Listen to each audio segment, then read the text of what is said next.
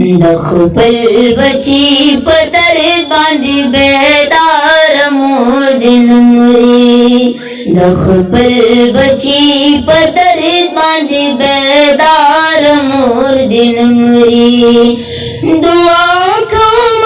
یا پروردگار مور دې نامري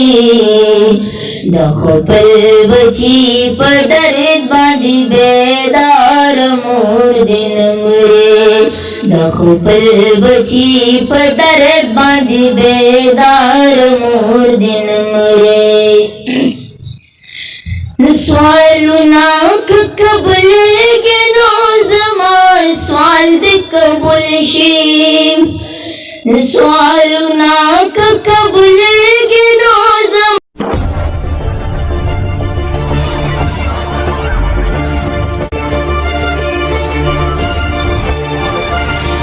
بسم الله الرحمن الرحیم ګرانو کتونکو اویس کرنی ما په دې لار زه تیرېږم د ماشوم زوینه چې د ماکسونه خرڅي دوی نه به تپوس کوو چې دوی دا ولې خرڅي تعلیم ولې نه کوي او د نور د ګټې وټې څوک شته که نشته موږ سره اوسئ السلام علیکم وعلیکم سلام څنګه یې ښه خیر دی جوړه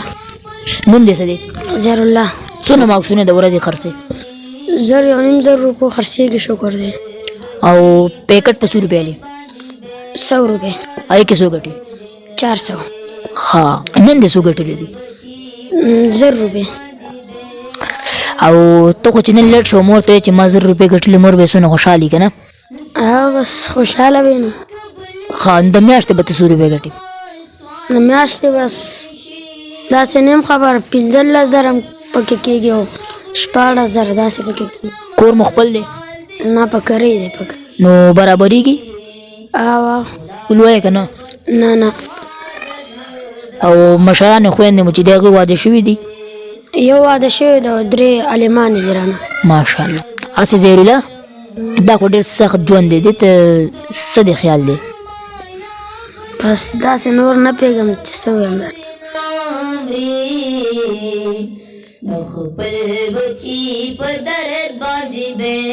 ستړی کېږي چې ته تعلیم وکړې یا وړو خپلو همزولو سره ته کرکټ وکړې فټبال وکړې تعلیم ته مې زړه شته خو بس نور څه ته مې زړه نشته کرکټ مرکټ چې محله کې هلکان لګي نو تا زړه نه کېږي چې ته ولګې ورته ماکسونه روانې ولې نه بس مازدیګري کې چې لاړ شم لګوم او سهاري کې نه او مدرسه وې نه مدرسه هم نه وي سکول هم نه وي نه یو هم نه وي سهار چې وڅکې که نه نو بس مور ته وایې چې زه لاړم بس بیا لاړ شي بیا ماښام راځي بس مور ته ویم چې زه لاړم مور مې وایي زه بس لاړ شه الله دې مل شه بس بیا ماښام راشم مور مې وایي رالې بیا غلی ما څنګه غرمې روټۍ چېرته خورې ته هلته هسپتال سره خورم بس خلک یې راکوي راله کور والا دي وایي ویې خورو بس